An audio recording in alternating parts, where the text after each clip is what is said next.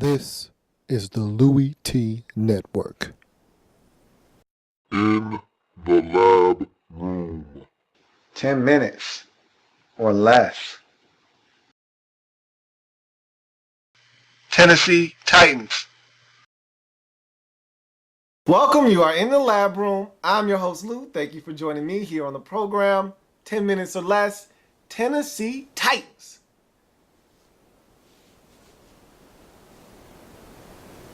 Let's go! Offseason rewind for the Tennessee Titans. You look at this football team, and the question seems to be the same every single year. What is Jake Locker? Who are you? No, really, seriously, who are you? And so, could this be the year? Was 2013 going to be the year that Jake Locker finally showed why the Tennessee Titans decided to spend a top 15 pick on this guy? Well, at the beginning of the season, it looked like this could be the year that Jake Locker finally gets it. In the opening week of the season, okay, I'm counting this as a loss. You're at the Steelers. No way you win the game. But you do. And I'm like, wait a minute. What just happened? Did Tennessee just go to Pittsburgh and win? Now, we didn't know the Steelers were going to start the season off as bad as they did, but it doesn't matter. You went to Pittsburgh and you won. So the next week I'm saying, hey, was that a fluke or what? You go to Houston, and again, we don't know that the Houston Texans are going to be funky yet. And so for you to go and dominate for about 3.5 quarters, saying a lot. But in typical Tennessee Titans fashion, you self-destruct down the stretch, you lose the football game, and you're 1-1. But after that, you bounce back, you win 2 straight games, including the destruction of the Jets at home, but that one comes at a cost. You lose Jake Locker, who was by far playing the best football of his career. I actually looked at Jake Locker and said, by George, I think he's got it. I feel like Jake has finally turned the corner. I think the light bulb is on. Somebody's home. Jake is starting to learn how to play the quarterback position in the National Football League. Just when you thought, hey, this guy's on to something, this Titans team is on to something, he goes down. Was it a dirty play against the Jets? Maybe. Doesn't matter. At the end of the day, he got injured, and here comes Ryan Fitzpatrick. That's why you went out and got a quality backup like Ryan Fitzpatrick. But for what you were doing in the season and where you were going, you needed Jake Locker to stay healthy. And that's been another knock on Jake Locker, the inability to stay healthy. That's why you don't know who he is. That's part of the reason why you still don't know who Jake Locker is, because you can't get him to play a full 16-game season. So he's out. Fitzpatrick comes in, and this is your toughest stretch of football in 2013. So find time for your starting quarterback, Jake Locker, to get injured when you got the Chiefs, Seahawks, and 49ers back to back to back, respectively, in a 3-week stretch. Can't get much tougher than that. And so, of course, you lost all 3 of those games, all of them close. All of those games you having opportunities to win but not being able to do so. And so that's a bitter pill to swallow when you start the season 3-1 with your starting quarterback. He goes down, then you have the toughest stretch of the season coming up, and you lose all 3 of those games, and it drops you to 3-4 on the season. Now you win a game, get back to 500, but the damage had already been done. After that win to get you back to 500, you drop a devastating loss at home to the Jacksonville. Look, you can't lose, and I know it's family business. You can't lose to the Jacksonville Jaguars at home. It's not allowed. It's just not allowed. You did it. That's a cardinal sin. And from that point on, I was skeptical at best about this Tennessee Titans football team. You lose 2 straight, puts you at 4-6. And in order to save your season, you had to go to Oakland and win, and you did. Pulled that out. Late game heroics by Ryan Fitzpatrick. And you win the football game. Justin Hunter has a huge game against the Raiders. You win that football game. But after that, you drop 3 straight, including a heartbreaking loss at home to the Arizona Cardinals in a game that you probably should have won. And drop to 5-9. You finish up the season with 2 straight wins within the division, but it was a moot point by then. You finish up 7-9. And so the question still remains, Jake Locker, who are you? So you fast forward to 2014, in the offseason and you make a head coaching change. Out with Mike Munchak, he and the front office weren't on the same page. They probably wanted him to fire a couple of his coaches and go in a bit of a different direction. He wasn't going to fire anyone. He wanted to remain loyal. So he said, hey, either all of my guys are back or I'm not back. And they said, well, then you're not back. And they got rid of him. And so they bring in Ken Wisenhunt. And I think that's a fabulous hire for this Tennessee Titans team because I thought he got a raw deal in Arizona. And so I'll be very anxious to see what he does with Jake Locker because if Ken can't get the most out of Jake Locker, then I don't think he's going to be able to stay in Tennessee. And this is a make or break year for the Titans, for Jake Locker, for a number of reasons. One, you've got a lot of guys. Let's talk about your free agents first. And we'll come back to this topic a little bit later. Let's talk about your free agents and who you have up for free agency this season. So you look at the list: Rusty Smith, Jackie Battle, Leon Washington, Greg Jones, Kenny Britt, Mark Mariani, Kevin Walter, Damian Williams, Kevin Matthews, Chris Spencer, Rapati Patuatua, Alteron Werner, Bernard Pollard, and Herb Donaldson. Now you look at this list, a couple of guys on this list have already been re-signed, and Rapati Patuatua and Bernard Pollard, both of those guys have been re-signed, are going to be back on this Tennessee Titans football team. So let's look at the guys that you should want back if you're a Titans fan. Number one on that list has to be Alteron Werner. He's not going to be back. Okay, I've already come to the realization that I don't think it's a situation where either party doesn't want the other back. I think Alteron would love to stay in Tennessee. I think the Titans would love to have him back. But you've spent money on this secondary already. You still got money tied up in Michael Griffin. You spent money a season ago to keep Jason McCourty around. And now you just spent more money on Bernard Pollard. I don't know how much money you're looking to invest in this cornerback position. This secondary is already tying up enough money as it is.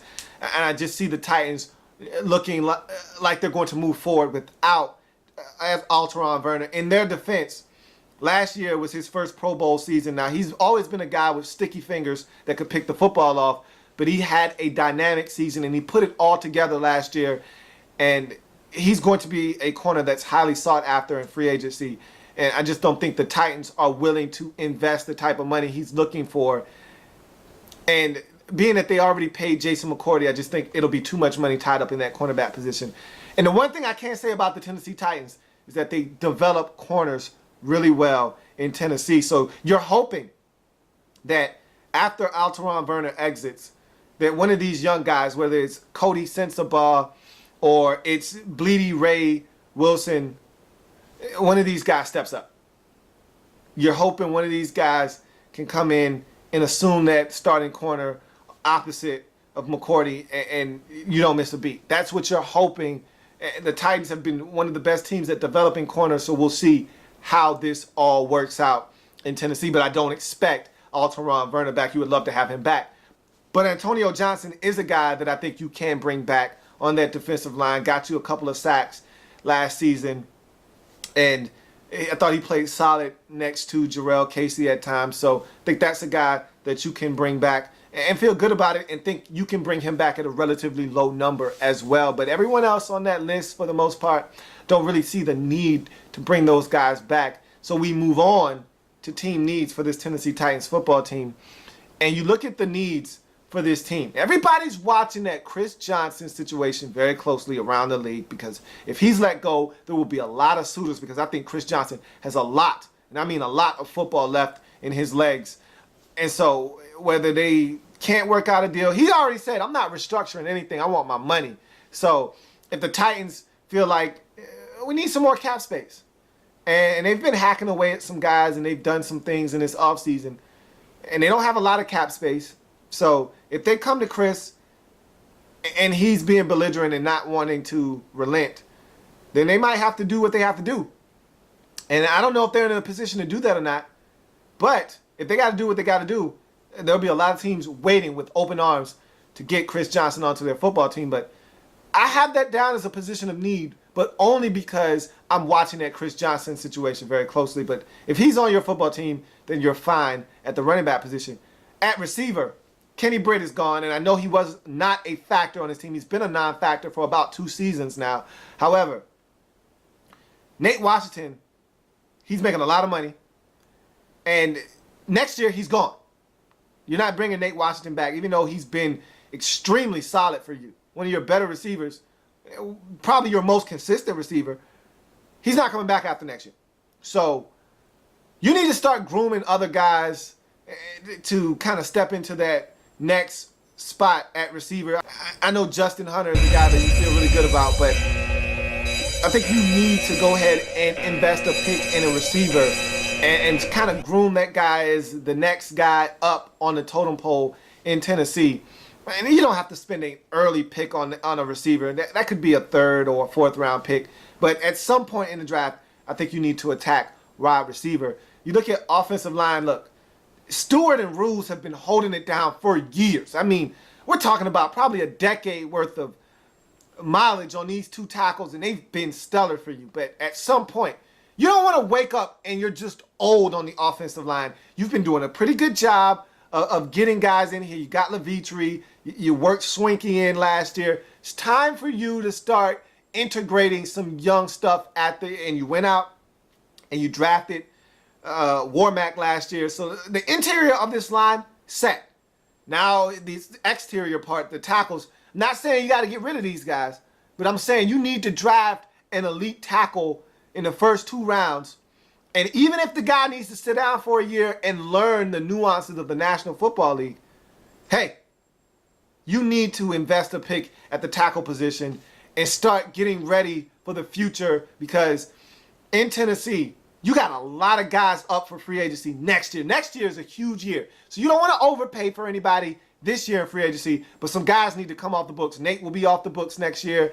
I don't expect Chris Johnson to be back next year. So if he's back this year, I don't expect Chris to be back the year after that, because his number is going to be way too big. And so you got a lot of decisions to make next year. You got a lot of guys that you've got to make decisions on and pay or not pay next year. Be interesting to see what the Tennessee Titans do next year. So I think this year is a year where you want to start winning and start taking that next step. But you got a lot of guys next year, so you can't really divulge a lot of resources in guys this year, because you got to look toward the future and know that next year we're going to have to pony up a lot of money to some guys if we want to keep this team relatively intact. So look at team needs, just to review and recap real quick before we get out of here. Running back, maybe, maybe not. If Chris Johnson's back, running back's not a need. Receiver, I think you need to go ahead and draft something in the later rounds, mid to late rounds, just to be safe at the receiver position.